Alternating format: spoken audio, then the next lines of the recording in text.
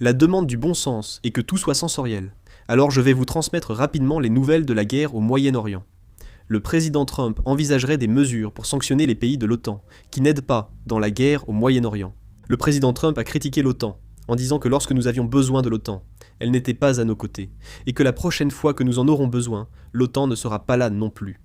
Le secrétaire général Ritter a indiqué que l'échange avec le président Trump fut très franc et ouvert. À Beyrouth, l'armée israélienne a mené une vaste attaque aérienne et poursuit des frappes intensives. Un correspondant d'Al Jazeera a été tué à Gaza mercredi lors d'une frappe aérienne israélienne, selon les autorités sanitaires. 2 journalistes libanais ont aussi péri au Liban, d'après le Comité pour la protection des journalistes. Interrogé sur le reportage de la télévision publique iranienne mercredi, selon lequel une raffinerie sur l'île de Lavant en Iran avait été attaquée, un responsable américain a répondu que la suspension des attaques américaines contre l'Iran, décidée dans le cadre de l'accord de cessez-le-feu entré en vigueur mardi, restait toujours en vigueur. Le président iranien déchu affirme que l'arrêt des combats au Liban est essentiel au cessez-le-feu.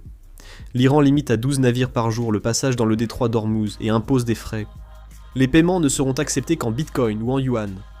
Le président du Parlement iranien, Ghalibaf, a affirmé que les États-Unis avaient violé l'accord avant les négociations. Il a précisé que les violations concernaient le non-respect du cessez-le-feu au Liban, l'intrusion de drones dans l'espace aérien iranien et la remise en cause du droit à l'enrichissement nucléaire. Dans ces conditions, il a déclaré qu'un cessez-le-feu ou des négociations seraient déraisonnables.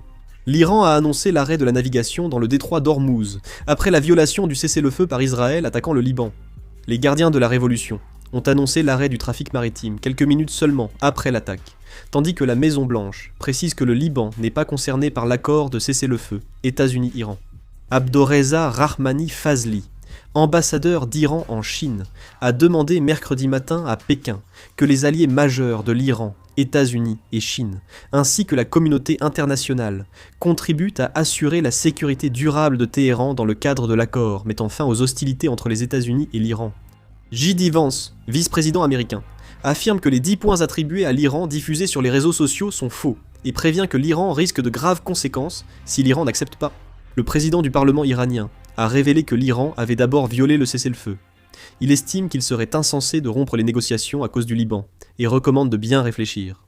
Le ministère syrien des Affaires étrangères a déclaré qu'Israël avait violé le droit international humanitaire, ainsi que les principes de la Charte des Nations Unies.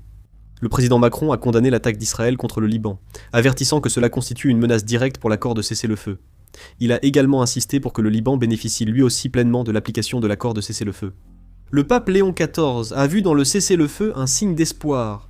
Les pays du Golfe s'inquiètent de l'attaque israélienne contre le Liban et redoutent l'effondrement du cessez-le-feu. En cas de nouvelles, je ferai une vidéo et la publierai. Je vais m'arrêter là pour cette vidéo. Merci.